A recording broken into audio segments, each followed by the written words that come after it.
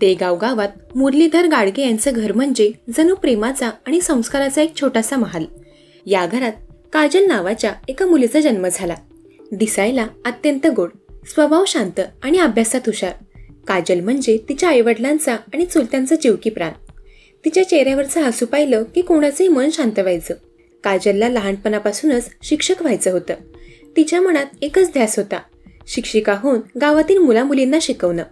तिची आई नेहमी म्हणायची, माझी काजल एक दिवस मोठं नाव कमवेल.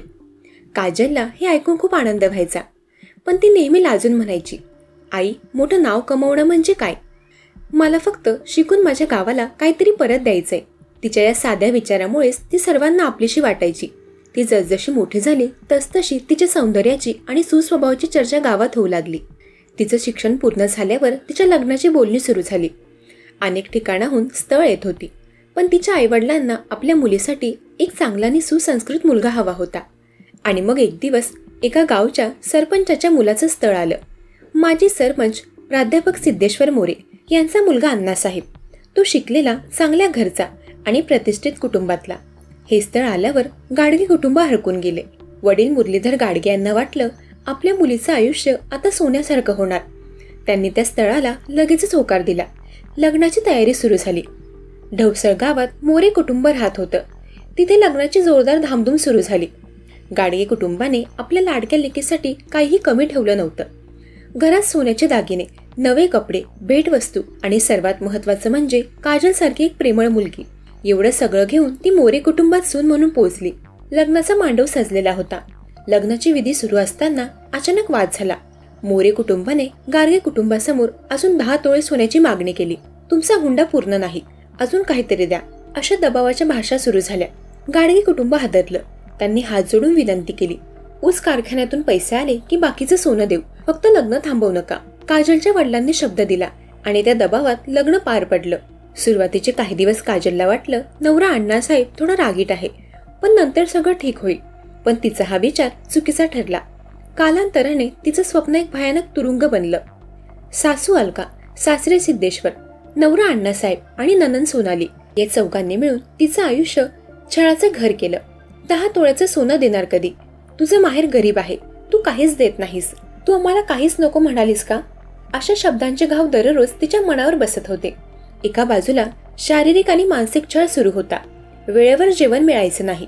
कधी कधी दुपारचं जेवण चुकायचं, तर कधी रात्री उपाशी झोपावं लागायचं.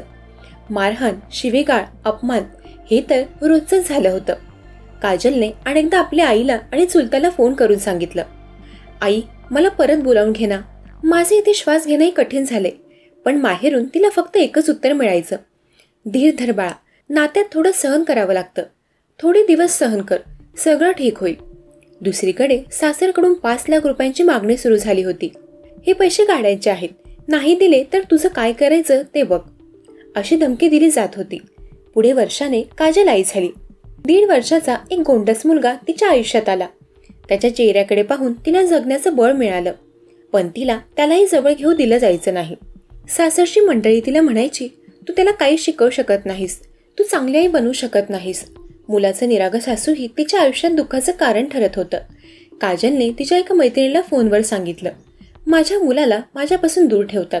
त्याचं बालपण मी हरवत चाललीये. मला जगणं असह्य झालंय. मैत्रिणीने तिला धीर दिला, पण काजलच्या मनात काहीतरी वेगळंच सुरू होतं. 8 डिसेंबरचा दिवस उजाडला. सकाळचे 9 वाजले होते. मोरे कुटुंबाच्या घरात एक गूढ शांतता पसरली होती. ही शांतता नेहमीची नव्हती. घरात कोणताही आवाज नव्हता, भांडणाचा नव्हता, कामाचाही नव्हता. जणू काही वादळापूर्वीची शांतता होती. ही शांतता काहीतरी भयान दर्शवत होती आणि त्या भयान शांततेत एक दुःखाची स्फोटकता दडलेली होती. आपल्या दुःखाचा शेवट करण्याची तयारी काजलने केली होती. एका साडीची गाठ मारून ती फॅनला लटकली. काहीतरी वेगळं घडल्याचं लक्षात आल्यावर सासरच्यांनी धाव घेतली. तिचा मृतदेह आढळला. तिच्या डोळ्यांमध्ये अजूनही एक आस होती. जणू काहीतरी सांगायचं होतं, कुणी मला वाचवलं असतं तर.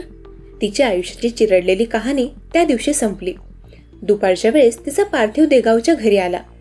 अख्खं गाव जमलं. लहान मुलगा, ज्याला अजूनही कळलं नव्हतं की काय घडलंय, तो आईच्या पार्थिवाजवळ बसून आई आई म्हणून ओरडत होता. ते बघून प्रत्येकाचं काळीच पिळवटून गेलं. काजलचा पार्थिव ढवळसला आल्यावर तिचे नातेवाईक संतप्त झाले.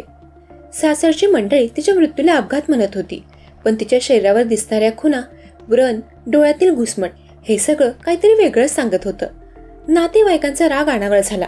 त्यांनी मोरे कुटुंबाच्या घरात तोडफोड केली, दरवाजे फोडले, सामान फेकले. त्या संतापात त्यांनी सासू सासरे, नवरा आणि नणंद यांना रस्त्यावर ओढत नेऊन बेदम मारहाण केली. तुम्ही आमच्या मुलीचा जीव घेतला असे आरोप रडता रडता ऐकायला आले. पोलिसांनी वेळेवर हस्तक्षेप केला नसता तर तिथे मोठा अनर्थ झाला असता. मंगळवेढा पोलीस ठाण्यात IPC 498A 306 34 अंतर्गत गुन्हा दाखल झाला. आरोपींना तात्पुरती कोठडी मिळाली, पण काजलच्या मृत्यूमागचं खरं कारण फक्त हुंडा आणि छळच होतं का? पोलिसांनी तपास सुरू केला आणि याच तपासात एक धक्कादायक गोष्ट उघडकीस आली. काजलचा मोबाईल पोलिसांना मिळाला. शेवटचे काही दिवस ती तिच्या आईला आणि मैत्रिणींना व्हॉइस मेसेज पाठवत होती. पोलिसांनी जेव्हा ते मेसेज ऐकले तेव्हा त्यांनाही धक्का बसला. एका मेसेजमध्ये काजल म्हणते, आई, माझं काही खरं नाही आता, ते मला संपवतील ग. ते मेसेज ऐकून पोलीस अधिकारी हादरले. हे शब्द आत्महत्येच्या विचारासारखे नव्हते. त्यामध्ये एक भीती होती, एक वेगळाच अर्थ दडलेला होता. पण यात आणखी एक गोष्ट होती जी पोलिसांना गोंधळात पाडत होती. तिने तिच्या मैत्रिणीला पाठवलेला एक मेसेज. त्यामध्ये ती म्हणते, मला जगणं असह्य झालंय, लवकरच माझा मृत्यू होईल, पण तू नैसर्गिक दिसणार नाही, आत्महत्या वाटेल. या मेसेजनंतर पोलिसांना एक मोठा संशय आला. त्यांनी पुन्हा तपास सुरू केला. पोलिसांनी घटनास्थळी बारकाईने तपासणी केली आणि त्यांना बाथरूममध्ये एक लहानशी कागदाची चिठ्ठी मिळाली. त्या चिठ्ठीवर अर्धवट लिहिलेल्या काही ओळी होत्या. माझ्या नशिबाने माझ्यासाठी एक वेगळा मार्ग निवडला आहे. मी हे आयुष्य सोडून जाते, पण माझ्या जाण्याने. एवढ्या शब्दातच ती ओळ अर्धवट राहिलेली होती.